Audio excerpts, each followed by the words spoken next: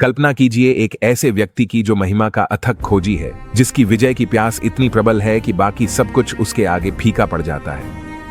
Alexander महान, जिसका नाम इतिहास के पन्नों में गूंजता है, उसे केवल एक ही चीज की परवाह थी, दुनिया को जीतना। वह अपनी सेनाओं को युद्ध के मैदान में झोंक देता था, हार के डर से बिल्कुल भी बोझिल नहीं, मानो वह कोई ऐसा देवता हो जिसे कभी हारने का वरदान ही न मिला हो।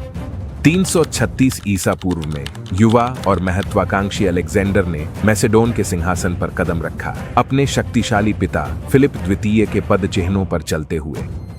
उसने तेजी से ग्रीस पर अपना अधिकार बढ़ाया और फिर अपनी नजरें एशिया की अपार संपत्ति पर टिका दी। एक दशक तक लगातार जीतें उसके रास्ते में आती रहीं, लेकिन यह महिमा भी उसे संतुष्ट नहीं कर सकी।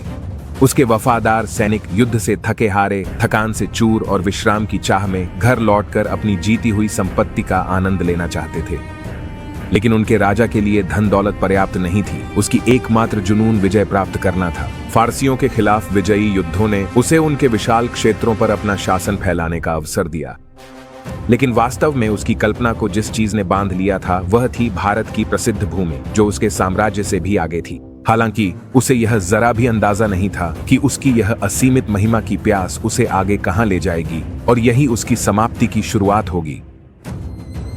327 ईसा पूर्व में जब उसने अपनी भारतीय यात्रा शुरू की, तो सिकंदर को भारत की प्रसिद्ध समृद्धि और संपत्ति की कहानियों ने प्रेरित किया था।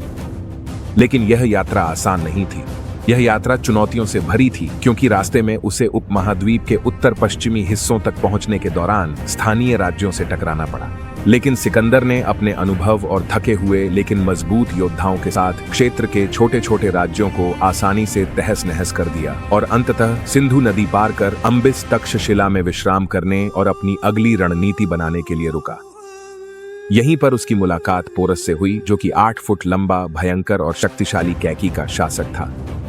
पोरस उत्तर पश्चिम में सबसे शक्तिशाली शक्ति के रूप में खड़ा था और उसकी वीरता ने सिकंदर की अजेय भावना को भी चुनौती दी। यह युद्ध, जो 326 ईसा पूर्व में झेलम नदी के किनारे लड़ा गया था, इतिहास में भयानक शांति की लड़ाई के नाम से जाना गया, जो भारतीय इतिहास और सिकंदर के जीवन का एक विरोधाभासी और महत्वपूर्ण घटना थी।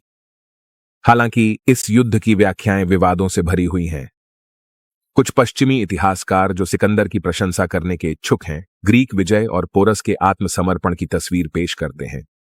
फिर भी प्राचीन ग्रीक लेखकों के शब्द एक अलग कहानी बताते हैं। वे इसे सिकंदर की सबसे कठिन परीक्षा के रूप में वर्णित करते हैं। फारसियों के खिलाफ या अन्य प्रमुख युद्धों में पहले की जीत के बाद कोई भव्य उत्सव नहीं हुआ था। केवल पोरस के साथ इस मुठभेड़ के बाद ही मैसेडोनियन सेना ने खुशी मनाई। क्यों? क्योंकि इतनी कठिन लड़ाई जीतना वास्तव में जश्न मनाने का कारण था। सिकंदर पोरस की वीरता से प्रभावित होकर उसका राज्य और अम्बीस की भूमि भी लौटा देता है, जो तर्क को चकित कर देने वाला निर्णय था।